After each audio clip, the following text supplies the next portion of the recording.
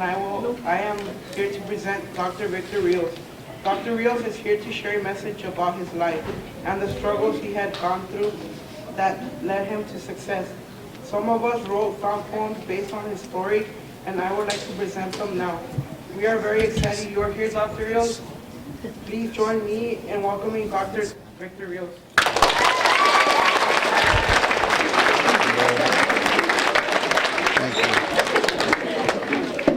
Thank you. Well, you know what? I'll open up with one of these poems. I lived in Oakland, in the gang life. There was violence in the streets and drugs. I never seen this, by the way. I tried to do everything to fit in. I wanted to impress the girls in the neighborhood and get power, money, and protection. I stole cars, fought with others, and lived la vida loca. I almost got killed. Oh well, this is my moment. I lost one of my best friends, Smiley.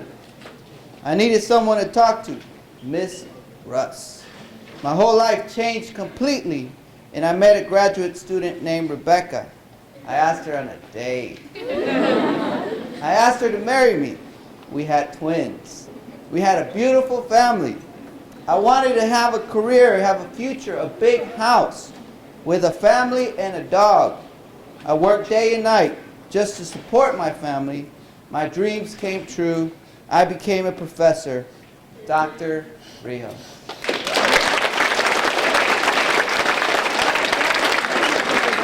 And this poem was written by Jessica Garcia, your classmate. So I promise you, I never read the poem. I just opened it to a random page. So thank you very much. It's a beautiful poem. And guess what? The best part about it, I can go home now. I already told you my whole story in the poem. So I'll stick around. Today, young people, I want to talk with you about obstacles. And they say that obstacles make some people break, but they make others break records. Obstacles make some people break, but they make others break records. So if you run into an obstacle in life, like me, grow up without a father, grow up poor, be told you're never going to amount to anything, have friends that die, whatever it is, an obstacle, right? You can decide to make that obstacle break you, make you fall apart, or you can decide to make that obstacle have you break a record, to make that obstacle be a strength, a stepping stone for you to get to the next level. Now, I know there are some of you in here saying, man, who's this clown in a suit trying to talk to me about obstacles? What does he know? And I'll tell you, I'm not supposed to be here. I'm supposed to be locked up in a 6-foot by 9-foot tiny little prison cell at St. Quentin State Penitentiary with one of my best friends, Robert, who we called Rambo, who stabbed someone to death in front of me when we were 15 years old. He's doing 25 years to life right now. I'm not supposed to be the author of 2 books. I'm supposed to be out in the streets of Oakland, California, where I grew up, snorting meth, shooting up heroin, stealing just to get my next high.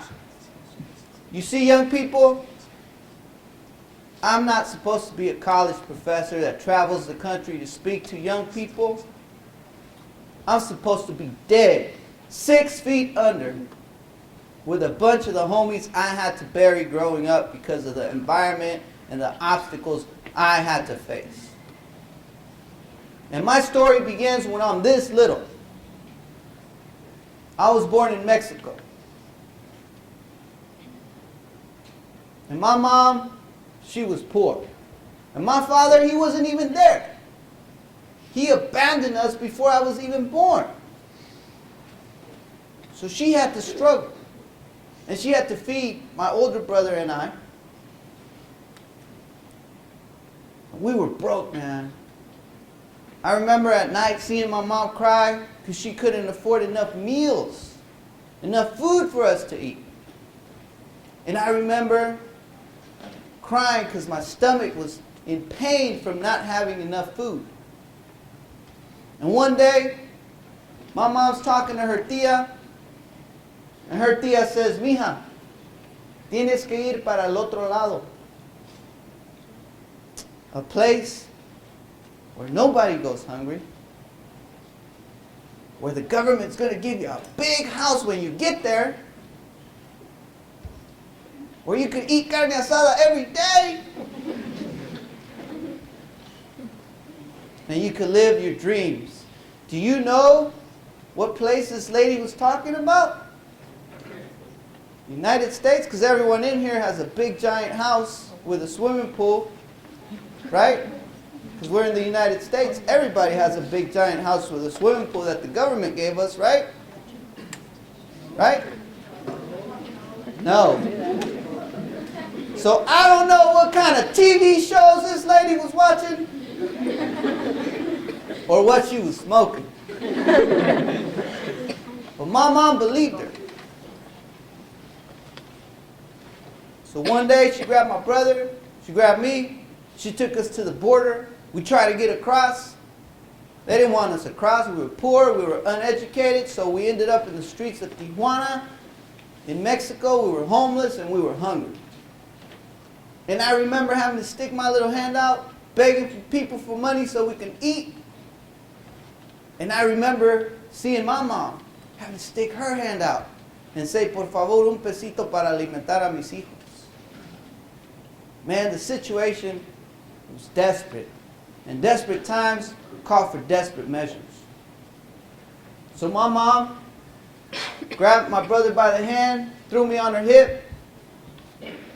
She took us through some desert streams, hid us behind some bushes, and finally, we made it to Los Estados Unidos. But when we got here, we quickly realized things weren't going to change much. My mom, she got a job. And her boss, he told her, "I'm going to pay you whatever I want. And if you tell anyone I'm paying you below minimum wage, I'm going to call immigration so they can send you back to Mexico." So my mom took this little bit of money. And with this little bit of money, she got us this tiny little apartment. But this apartment, it was nasty, man. It was full of cucarachas crawling everywhere. And rats this big with tails that long. We couldn't even afford to pay the light bill, man. We had to run an orange extension cord from the neighbor's house just to get electricity. Suffering in the United States, the land of dreams. Situation got so bad. And one day, my little cousin, he's 2 months old. He's sleeping in his crib. And the rats came. They crawled on his crib and started chewing his face up. They chewed his lips, gums, his cheeks. By the time his mom got up and turned on the light, he was in a pool of blood. My little cousin ended up in the hospital for months. His little face had to get reconstructed. And by this time, I'm in 8th grade. And I tell myself, man, I don't want to live like this anymore. I don't want to be poor. So I dropped out of school to get a job and help my mom. One day, instead of walking this way to school, I walked this way, looking for another opportunity. What kind of job do you think an 8th grade dropout can get? Huh? Stealing? Yeah? Huh? Mowing lawns? What else? Selling drugs? Slanging? Yeah, well, so you guys know what an 8th grade dropout gets, right? One day, instead of going to school, I walked this way to the jardinero's house, the landscaper's house. And he had this big, long truck, right? And he had his entire company name on the truck. It was his name. I remember it. It started at the end of the truck, and it ended at the front of the truck. And it was Juan Jose Maria Guadalupe de la Garza Landscaping Services.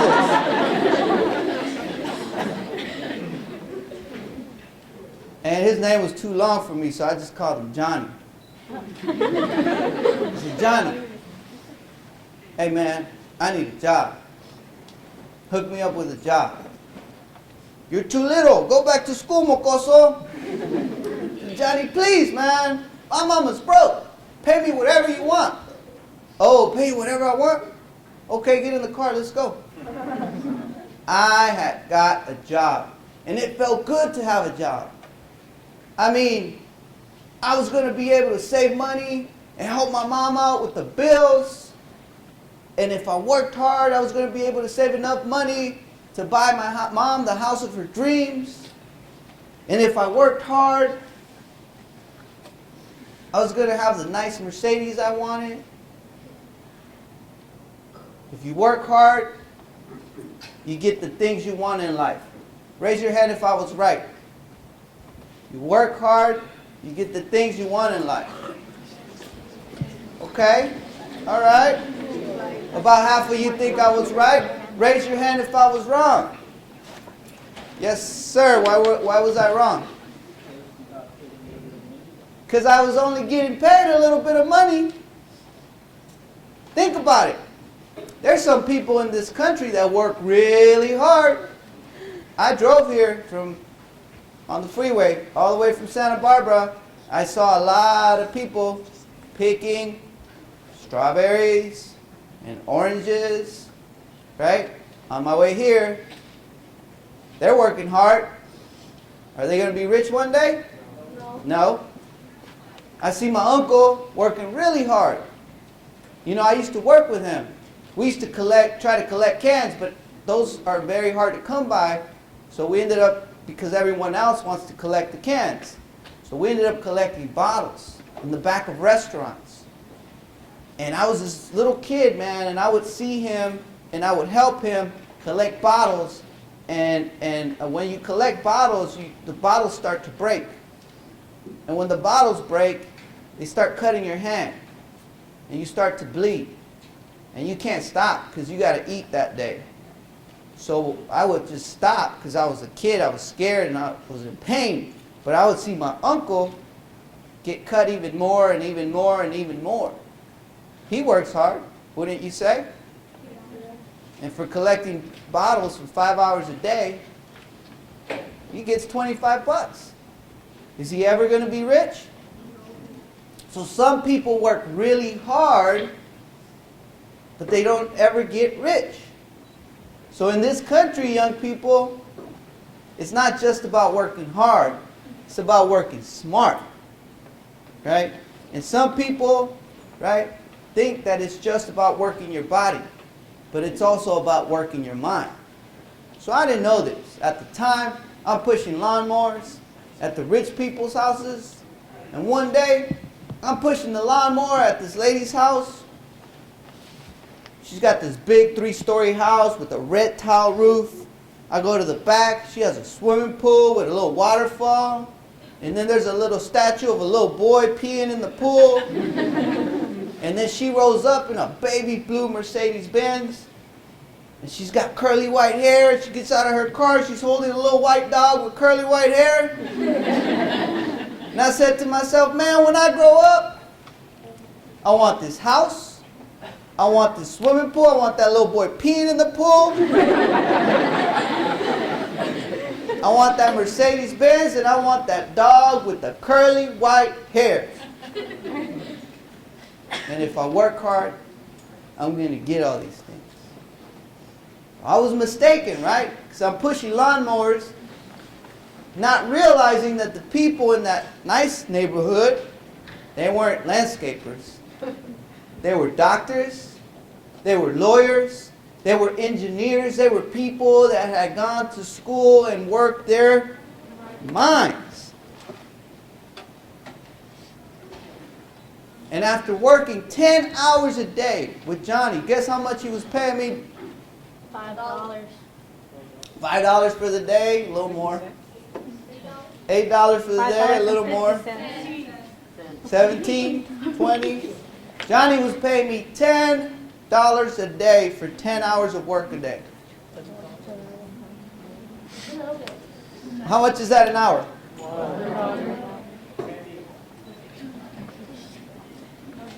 $1 an hour. At the time, the minimum wage was $4.25 an hour. So he was paying me a lot less. There's nothing I could do. I don't have any other job opportunities. So I take Johnny's money, I put it in my pocket. I start stacking up a big stack of money. It's all dollar bills, but it's a big stack. And I buy myself a pair of white Nike Cortez tennis shoes. Get myself a Coke and some hot chips, hot Cheetos every day. That's my lunch, right? Because I didn't even have enough money for lunch sometimes. So I felt like I was at least making enough money to survive. And one day, I get home, and guess who's at the door waiting for me? Your mom. Your mom. Your little brother. My mom. With her hand behind her back. Chancla? Hey, this guy knows what's up. He's like, oh, la chancla. I don't want to go to your house, man. My mom, she owned a man's belt. But there was no man in the house. No. The belt was this wide, this thick, and we called it el cinturón de la víbora, the snake belt, because it had a big snake printed on it. And every time she hit you with it, man, it would leave a big old snake mark printed on your culo, man.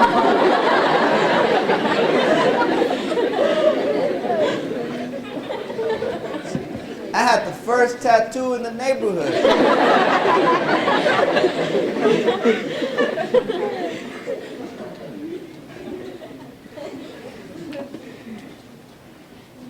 Oh man, I still remember it.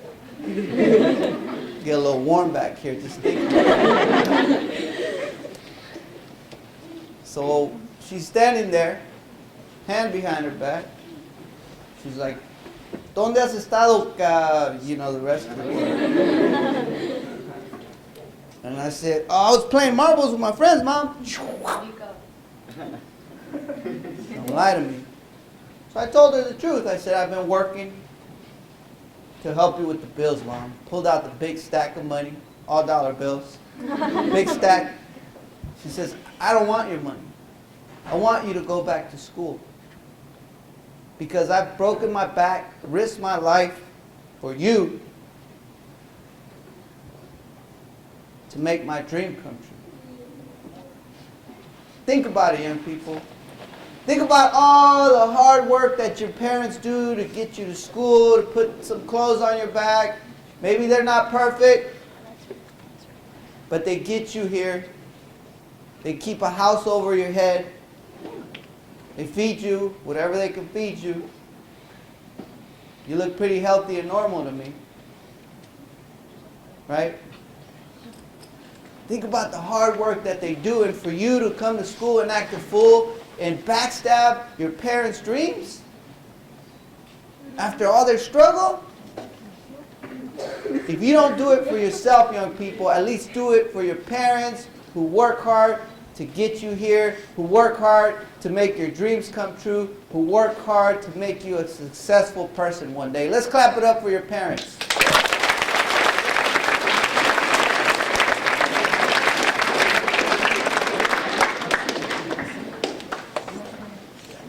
So for my mom, I went back to school. But by this time, you know, I was growing into a man. Because it's in about 8th grade when you grow up from a child to an adult, right? No. 8th grade? 7th grade? No. 8th grade, you grow it from a child to an adult, right? Oh. Boys become men in 8th grade, girls become women in 8th grade, right? Right? Yeah? Who says no? Raise your hand. When do you become a man? Whenever you're mature? Who says no? Not in 8th grade. When do you become a woman? When you're mature enough.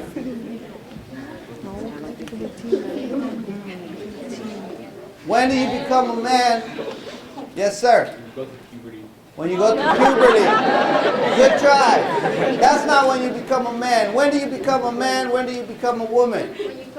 Yeah.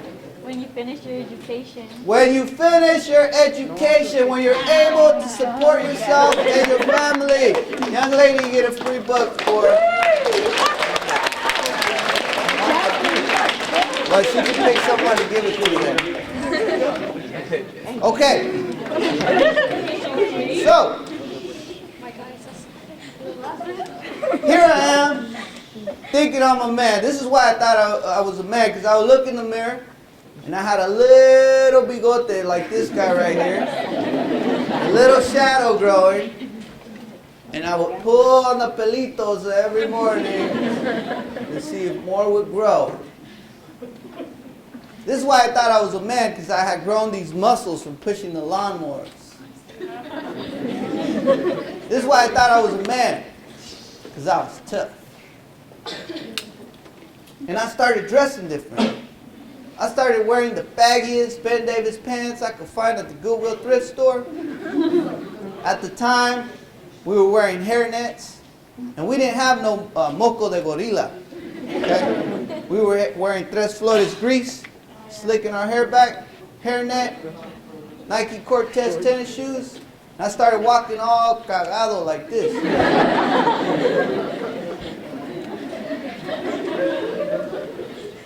And I did this to impress the ladies. Oh, that's not impressive. Do you think it worked? I guess. I guess? It didn't work for me. It worked for the other guys, but it did not work for me. I didn't get no ladies' attention. But I got someone else's attention. Teacher, worse. Cops, worse. My mom, worse. The cholos, the homies, the older guys that had dropped out of school and they were hanging out in front of the liquor store. And they come up to me one day. You know, I think I'm all bad, right? And they come up to me. Hey, little vato, where are you from? I said, man, I ain't from nowhere. My mama said I can't be in the gang.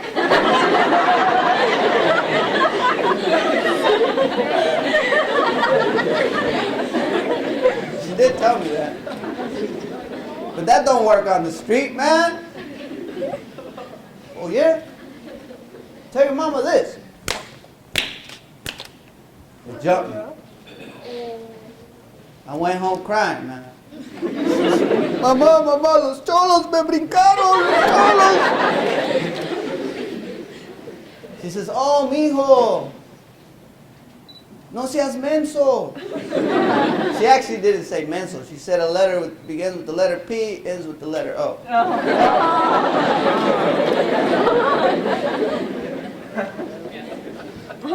No seas pen. She says, camina del otro lado de la calle. Walk on the other side of the street. I mean, what kind of advice is that, young people? You see, young people, sometimes our parents will not have the right answers for us. Sometimes our parents will not understand us.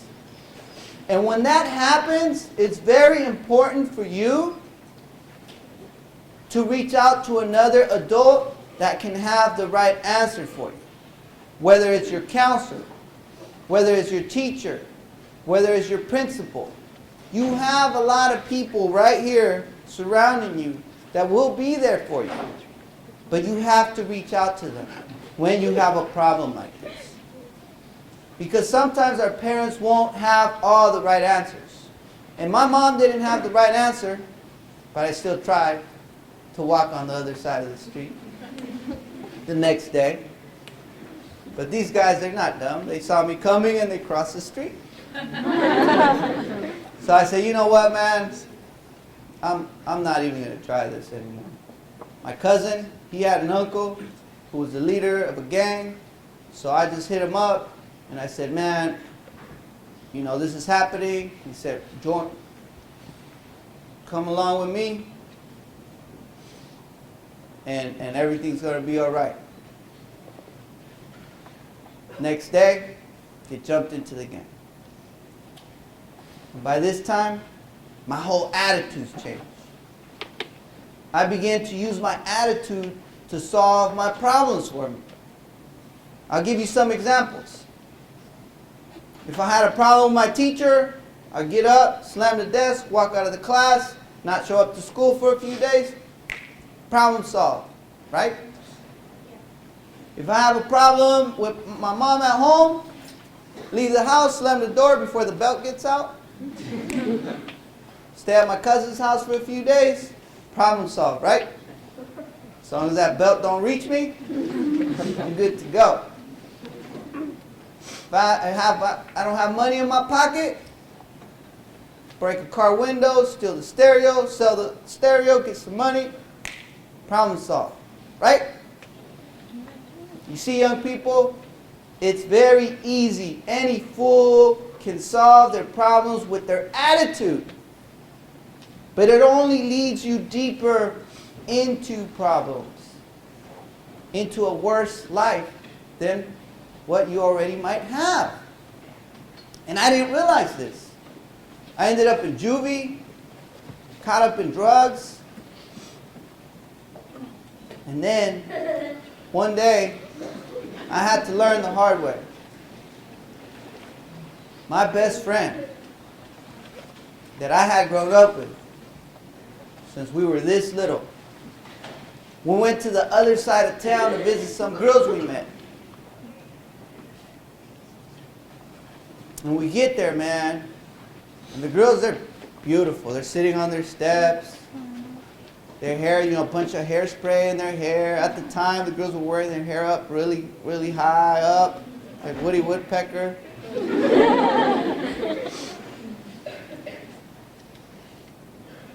Bunch of makeup. Me and my homie, it's like a movie, right? Me and my homie are walking towards them. Slow motion. And I turn to him and I make a bet. See who gets the first kiss. He's walking, they're there, they're looking at us, they're smiling, we're smiling. Man, I even saw Cupid flying around. And all of a sudden, I turn this way, and a big group of our enemies are walking towards us. And I say to myself, man, what am I going to do here? And my homie, he says to me, let's go, man, because we're going to get beat up. And I say to him, if we leave, they're going to say we're cowards. So we got to stay and throw down. And you know what my homie said? All right. You see, at that moment, my homie, his heart was telling him, let's go. But his homie was telling him, let's stay. Who did he listen to? Homie. You see, in life, young people, your heart will tell you the right thing. And you have to listen to it. Because if you don't, and you listen to your friends, you're going to face severe consequences. So listen to your heart and not your homies. He stuck around. We started fighting. I fell down. I got back up. Started fighting again. I fell down. I didn't want to get back up. But I did. And that's when it happened. They pulled out a gun. I started running. My homie started running. I hit between two cars. I heard the gunshots. Boom, boom, boom, boom, boom. I look back. Those guys are running away. I look around. I don't see my friend. I'm looking for him. Turn around the car. I see his feet. I start shaking his feet. He's not responding. I get a little closer. He's bleeding everywhere. Been shot and killed.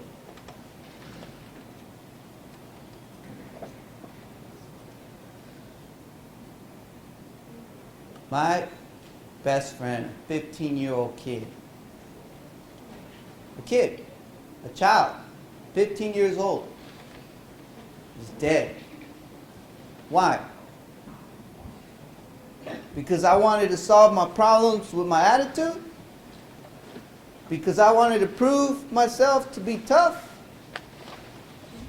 Because I wanted to take out all my anger and pain on everyone else? You see, young people, maybe some of you don't have the kind of life I've had, and that's okay. But many times we're going to find obstacles in life, and you can't let those obstacles break you. You got to use them as your stepping stones to climb over that big wall so that you can achieve success. And I look at every single one of you in here, and I believe in every single one of you. And now I ask you to believe in yourself. Because when you believe in yourself, you accomplish the unbelievable. When you believe in yourself, you accomplish the unbelievable.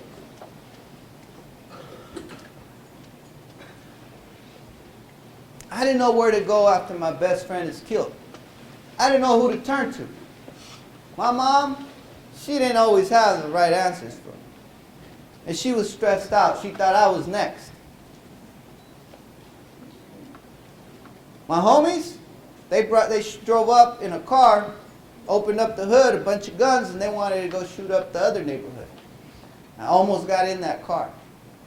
And I don't know if it was the spirit of my homie telling me not to do it, or if it was just me deciding I was going to change my life at that moment. But I didn't get in the car. And they called me a coward. They wanted to beat me up. And they said, we're going to come after you after we're done with these guys. They drove off. They got caught. They're still in prison today.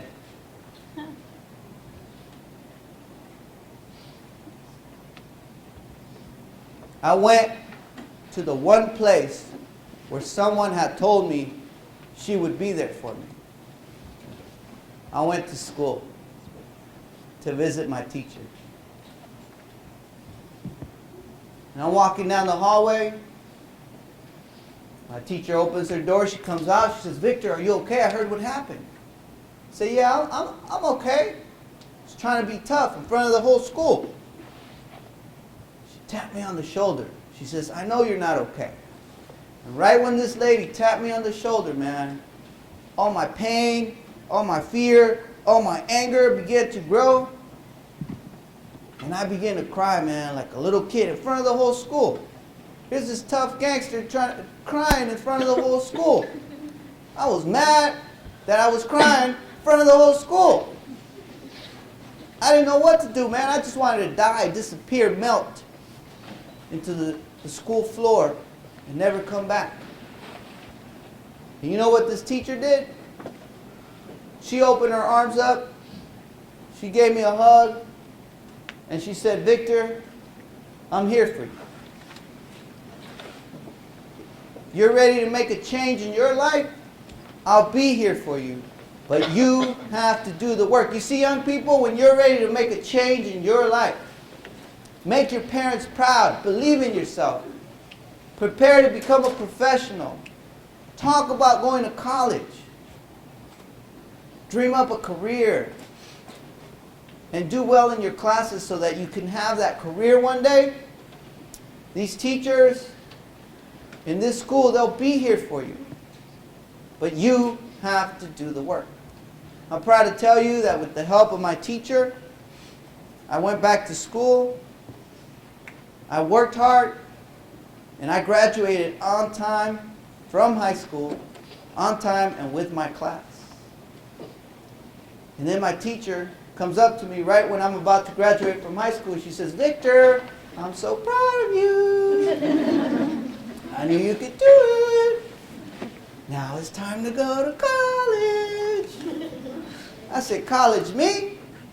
Man, what is this teacher smoking thinking I'm going to college? I'm supposed to be a gardener, remember?" But I began to believe in myself. I began to use my obstacles as my strength. I applied to college. I got in. 4 years later, I got my college degree. And I said, man, after all I've been through in life, I'm going to get the highest degree awarded in this country, the Ph.D. doctorate degree. Applied to another college. Got in 5 years later. 9 years after high school, in the year 2005, I became Dr. Victor Rios.